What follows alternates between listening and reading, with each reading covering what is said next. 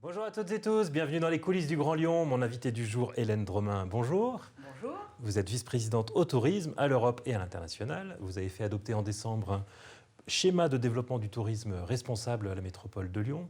Alors je vous pose la question assez directement pour des écologistes, est-ce que c'est pas un peu hypocrite de à la fois promouvoir un tourisme responsable et en même temps vouloir attirer toujours plus de tourisme, toujours plus de salons? On sait bien qu'à la fin c'est quand même le bilan carbone des déplacements qui sera négatif pour la planète. Oui, bien sûr, on peut se poser la question. Je n'en doute pas et je me la suis posée aussi. Je pense que le tourisme n'est pas l'industrie ou le secteur économique le plus compliqué ou le moins vertueux du point de vue des valeurs que nous portons. Effectivement, l'impact carbone principal, c'est celui du moyen de transport des touristes, mais ensuite, les touristes sont comme les grands Lyonnais, ce sont des gens qui vivent, qui profitent des avantages de la ville, et ça, il n'y a aucune raison d'être contre. Donc pour nous, le tourisme fait partie des secteurs économiques, c'est un secteur en plus pourvoyeur d'emplois, 38 000 emplois dans la métropole de Lyon, non délocalisables par définition. Donc pour nous, le tourisme, c'est vraiment une valeur, un secteur qu'on veut promouvoir. Simplement, il y a plusieurs formes de tourisme. Alors, ce qu'on a compris dans le plan, c'est que vous allez améliorer la présence des touristes sur place. Vous souhaitez beaucoup de choses, notamment peut-être qu'ils aillent trier leurs déchets, mais est-ce que ce n'est pas un peu insuffisant quand on comptera leur bilan carbone de leur déplacement pour venir à Lyon? Je crois que le poids du tourisme dans le PIB, c'est à peu près 10%, et la partie impact carbone, c'est à peu près 12%. Donc effectivement, il y a un peu plus d'impact carbone que ce que ça représente en secteur économique. Donc le but, c'est de baisser cet impact. On n'a pas non plus une marche énorme à franchir. Il suffit d'augmenter de quelques jours la durée des séjours à Lyon et on arrive complètement à gommer cet impact. Il suffit c'est pas forcément si simple, mais de faire en sorte qu'un maximum de touristes viennent à Lyon en train plutôt qu'en avion, et là aussi, on a véritablement un effet. Alors vous avez annoncé que vous communiquerez en priorité envers les villes qui peuvent venir à Lyon en train. Mais quelles sont-elles? Parce que pour un week-end, pour profiter de la gastronomie, de la culture et de l'événementiel, qui sont les secteurs que vous souhaitez mettre en avant d'un point de vue touristique, on ne va pas venir à Lyon pour plus de 2, 3, 4 jours. Donc ça se prête bien pour faire un city break, comme on dit, ça se prête bien à un déplacement en avion depuis toute l'Europe. Alors, ce qu'on va se dire, c'est que pour un city break, on préférait que ce soit des gens qui sont plutôt à 1 heure ou 2 de Lyon en train ou éventuellement en voiture. Hein. Mais effectivement... 1 heure ou 2 de Lyon, ça fait pas très loin. Non, ça fait pas très loin, mais ça fait pas mal de monde. On a aussi les Grands Lyonnais eux-mêmes qui peuvent profiter de tous les avantages de la métropole. Après, c'est sûr qu'on n'est pas très favorable à ce que des personnes fassent 3000 km d'avion pour rester à Lyon pendant 2 jours. Ceux qui font 3000 km d'avion, alors espérons qu'ils restent pendant 4-5 jours. On va leur montrer tous les autres intérêts de la métropole et faire en sorte qu'ils restent plus longtemps. Je pense que c'est tout à fait possible et qu'il y a suffisamment de clientèle à 1 heure ou 2 pour, quand on reste sur la version week-end, tout à fait satisfaire les professionnels du tourisme. Bon, finalement, en termes de communication, ça ne change pas beaucoup avec les anciennes politiques. Vous allez continuer de promouvoir la destination un peu partout en Europe. Et j'ai vu même que vous insistiez sur le marché nord-américain, qui est particulièrement porteur d'un point de vue économique.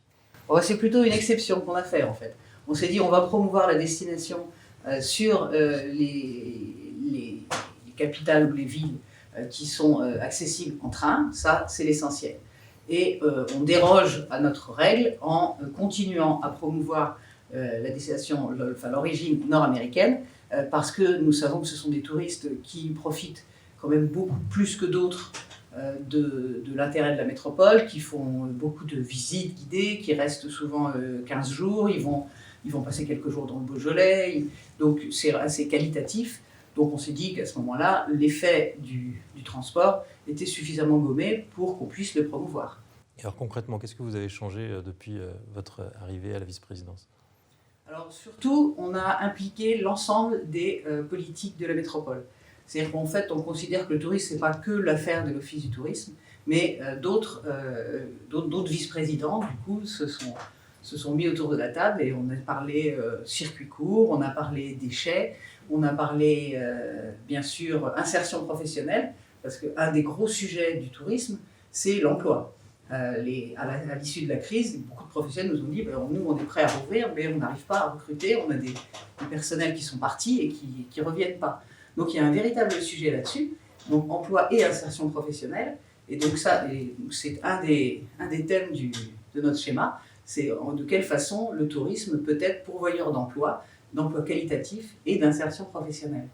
Alors vous mettez aussi une très grosse pression en début de mandat, puisque vous avez candidaté au Global Destination Sustainability excusez-moi, Index. Donc c'est le classement en gros des villes responsables en matière de tourisme.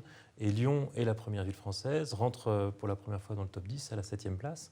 Ça fait pour un début de mandat une jolie position. Vous serez jugé à la fin de votre mandat sur votre capacité aussi à progresser encore dans ce classement. Ah oui, c'est bien, mais tant mieux, j'aime bien les challenges. Alors nous étions déjà dans cet index, ça fait assez longtemps qu'on l'utilise, d'autant qu'il sert aussi, par exemple, pour l'organisation de congrès. Il y a des organisateurs de congrès qui demandent quel est le GDS index de la ville et qui en tiennent compte dans leur choix. Donc c'est vraiment quelque chose d'important, de reconnu par les professionnels et d'objectif, puisque cet index repose sur 150 critères très variés, et donc c'est assez incontestable. Donc nous avions une note de 55, qui était effectivement un petit peu insuffisante. Là où on n'était pas forcément assez bon, c'était sur le pourcentage d'hôtels labellisés, des critères comme ça. Et là, vous avez gagné 34 points. Voilà, on a gagné 34 points, on est passé à 80, essentiellement pour toutes les actions qui ont été menées depuis un an dans les relations avec les professionnels du tourisme. Puisqu'on on les a complètement associés à ce schéma qui a été voté au mois de décembre, à l'unanimité d'ailleurs, j'en suis fière. Et le fait que nous travaillons de manière collective est très apprécié par cet index. Après, l'année prochaine, ils vont observer d'autres critères et effectivement, il faut qu'on continue dans cette voie, il faut qu'on arrive à des réalisations concrètes, sinon on va baisser, donc c'est pas le but. Donc concrètement, vous avez organisé plus de réunions, vous avez fait une meilleure communication et ça vous a permis de progresser dans ce classement. Ça n'a pas changé complètement le paysage touristique lyonnais. De toute façon, il ne nous a pas échappé que nous étions dans une période un petit peu particulière. De toute façon, le tourisme était un peu au point mort ou très compliqué. Donc, au niveau des indicateurs, c'est difficile aujourd'hui de dire quel est notre impact sur la présence des touristes, puisqu'on aura du mal à le distinguer de l'impact de la crise Covid. Ce que je peux vous dire, par contre, c'est qu'on a eu des premiers retours des professionnels sur les vacances de Noël et qui sont très contents de la fréquentation de la métropole de Lyon pendant les vacances de Noël. Donc ils étaient un peu déçus de la fête des Lumières et les touristes sont revenus pendant les vacances. Oui, il y avait du monde. Oui. Et des gens qui viennent de pas très loin. Il n'y avait toujours pas tellement d'Anglais ni de Nord-Américains, mais en revanche des Italiens, des Allemands, des Suisses, des Belges. Ouais. Alors, avant les vacances, le maire de Lyon avait annoncé son intention de sensibiliser les restaurateurs lyonnais aux violences faites aux animaux et les inciter à mettre moins de foie gras à la carte. C'est une démarche dans laquelle vous vous inscrivez. Vous allez essayer de les convaincre de mettre moins de viande à la carte, moins de foie gras. Oui, je crois qu'on va avoir aussi d'autres priorités dans les discussions qu'on a avec eux. On les laisse libres de mettre ce qu'ils veulent à la carte. Par exemple, le fait que les restaurateurs lyonnais mettent tous en avant l'origine des produits depuis longtemps montre qu'ils sont tout à fait sensibles à cet aspect-là du point de vue de leur clientèle.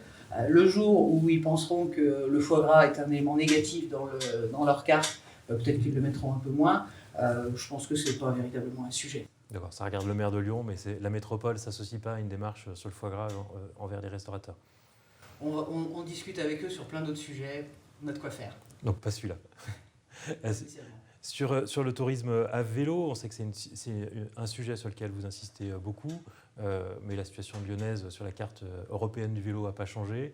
On est toujours à un point de blocage. On ne peut pas quitter l'agglomération au sud pour rejoindre Givors ou Vienne. La Via Rona qui longe le Rhône à cet endroit-là n'est pas fonctionnelle et ce n'est pas prêt de s'arranger. Alors c'est vrai que c'est une déception. Lyon est à la croisée de deux grandes véloroutes. Il y a la Via Rona, effectivement, que vous venez de citer, mais il y a aussi la Voie Bleue qui va de Lyon à Luxembourg, qui est aussi très intéressante et qui nous amène une clientèle touristique aussi très intéressante, qui n'est pas du tout bas de gamme. C'est pas parce qu'ils se déplacent en vélo qu'ils ne vont pas aller dans les restaurants, les hôtels. Donc c'est une clientèle qu'on veut favoriser. Effectivement, au niveau de la Via Rona, on a toujours ce point noir au sud de Lyon. Et quand on va sur le site de la Via Rona, il y a des gros points d'exclamation.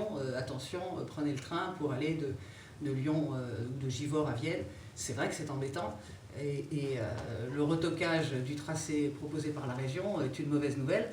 Je regrette que la région n'ait pas davantage travaillé son sujet et qu'on perde encore, je crains, pas mal de temps avant de boucler cette Via-Rhôna. C'est effectivement très dommage. Alors effectivement, ça dépend de la compétence de la région, mais est-ce que la métropole ne pourrait pas s'en mêler? Parce qu'après tout, Givors fait partie de la métropole et avoir une piste cyclable qui aille du centre-ville de Lyon jusqu'à Givors pourrait être un équipement métropolitain aussi. Oui, bien sûr, de toute façon, on va s'en mêler. Là, c'était entre les mains de la région, on les a laissés faire. A priori, on ne va pas sortir de la discussion.